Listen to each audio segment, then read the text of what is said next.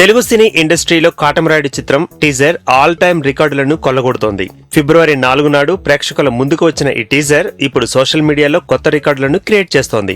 South ఇండియాలో పవన్ కళ్యాణ్ కు విపరీతమైన ఫ్యాన్స్ ఫాలోయింగ్ ఉంది. మరే ఇతర హీరోలకు లేని ఫ్యాన్ ఫాలోయింగ్ పవన్ సొంతం. అంతేకాకుండా చాలా మంది హీరోలకు పవన్ అంటే చాలా ఇష్టం కూడా.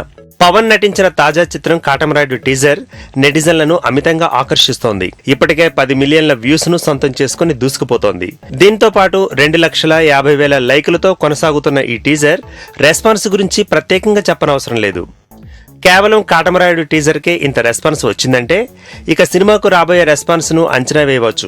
ఇది తమిళ రంగంలో ప్రసిద్ధ సినీ నటుడు రజనీకాంత్ రికార్డులకు ఎఫెక్ట్ తెచ్చేలా ఉందని అందరూ అంటున్నారు. కాబాలి చిత్రం 10 నెలల్లో 3,35,36,548 వ్యూస్ ను సాధించింది.